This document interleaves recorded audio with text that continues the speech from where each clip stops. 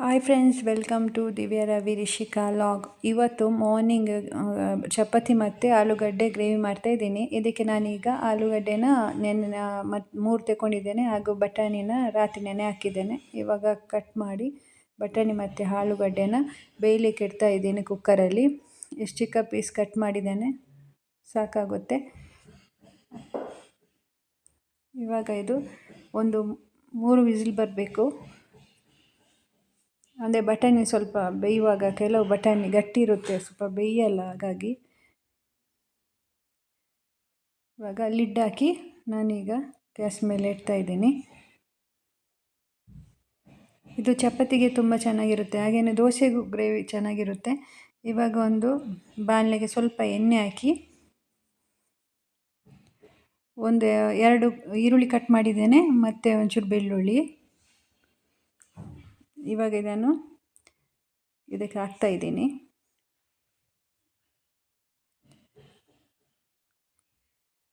ಇವಾಗ ಈರುಳ್ಳಿ ಮತ್ತು ಬೆಳ್ಳುಳ್ಳಿನ ಸ್ವಲ್ಪ ಫ್ರೈ ಆಗಬೇಕಿದ್ದು.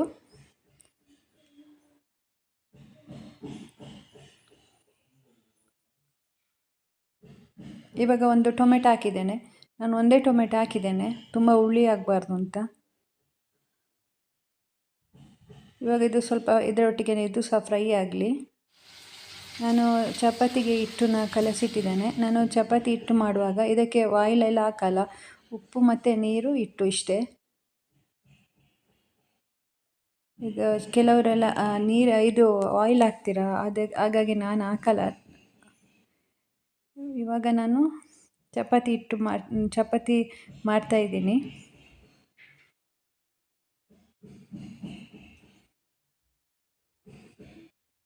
ಬೆಳಿಗ್ಗೆ ಒಂದು ಸ್ಕೂಲಿಗೆ ರೆಡಿ ಆಗಬೇಕು, ಟಿಫಿನ್ ಬಾಕ್ಸಿಗೆಲ್ಲ, ಅದಕ್ಕೋಸ್ಕರ.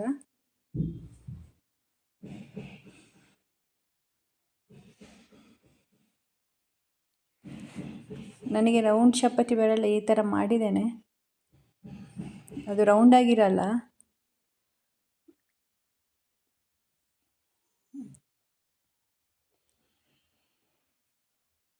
ಇವಾಗ ಇದು ಚಪಾತಿ ಆಗಿದೆ. ಇನ್ನೊಂದು ಕಡೆಯಲ್ಲಿ ಚಪಾತಿ ಫ್ರೈ ಮಾಡಲಿಕ್ಕೆ ಇಟ್ಟಿದ್ದೇನೆ. ಇವಾಗ ಇದು ಮಿಕ್ಸ್ ಜಾರಿಗೆ ನಾವು ಗ್ರೈಂಡ್ ಮಾಡಿಕೊಳ್ಳುವ. ಹಾಕಿ ನೋಡಿ, ಈರುಳ್ಳಿ ಇಷ್ಟೇ ಫ್ರೈ ಆದರೆ ಸಾಕು, ತುಂಬ ಫ್ರೈ ಆಗಬೇಕು ಅಂತ ಏನಿಲ್ಲ.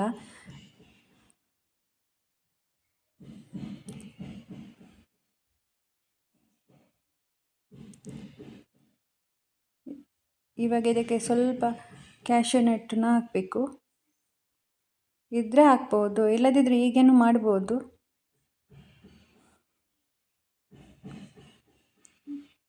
ಇವಾಗ ಒಂದು ಕ್ಯಾಶ್ಯೂ ನಟ್ ಹಾಕಿ ಇದನ್ನು ಗ್ರೈಂಡ್ ಮಾಡಿದೆ.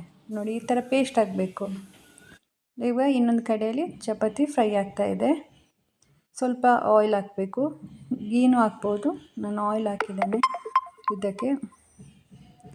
ಇವಾಗ ಚಪಾತಿ ಹಾಕ್ತಾಯಿದ್ದೀನಿ.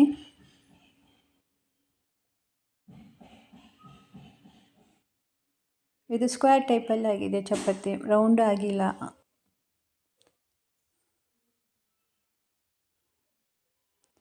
ಇವಾಗ ಇದು ಆಲೂಗಡ್ಡೆ ಮತ್ತು ಬಟಾಣಿ ಇನ್ನೊಂದು ಕಡೆ ಬೆಂದಿದೆ.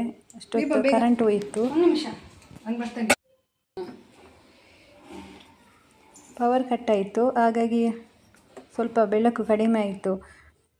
ಇವಾಗ ಇದಕ್ಕೆ ಸಾಲ್ಟ್ ಹಾಕಿದ್ದೇನೆ, ಆದರೆ ವಿಡಿಯೋ ಕಂಟಿನ್ಯೂ ಮಾಡುವ ಅಂತೇಳಿ ಮಾಡ್ತಾಯಿದ್ದೀನಿ. ಮತ್ತು ಅರಸಿನ ಪುಡಿ ಹಾಕಿದ್ದೇನೆ, ಮತ್ತು ಕೊರೆಂಡಲ್ ಪೌಡರ್, ಸ್ವಲ್ಪ ಗರಂ ಮಸಾಲ,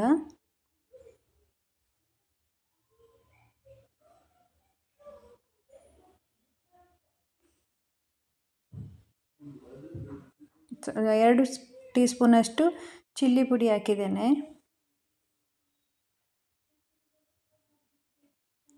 ಈ ಪೇಸ್ಟ್ನ ಈಗ ಹಾಕಿ ಸ್ವಲ್ಪ ನೀರು ಹಾಕಬೇಕು ಇದಕ್ಕೆ. ಮಿಕ್ಸಿಗೆ ಸ್ವಲ್ಪ ನೀರು ಹಾಕಿ ಆ ನೀರನ್ನ ನಾವು ಇದಕ್ಕೆ ಆ್ಯಡ್ ಮಾಡಿಕೊಳ್ಳುವ.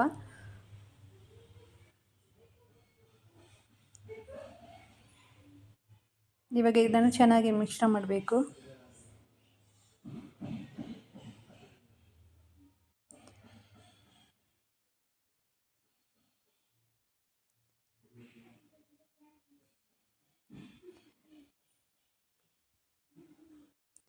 ಇವಾಗ ಇದು ಚೆನ್ನಾಗಿ ಮಿಶ್ರ ಆದಮೇಲೆ ಉಪ್ಪು ಸ್ವಲ್ಪ ನೋಡ್ಕೊಳ್ಳಿ, ಉಪ್ಪು ಕಮ್ಮಿ ಆಗಿದ್ದರೆ ಸ್ವಲ್ಪ ಹಾಕಿ.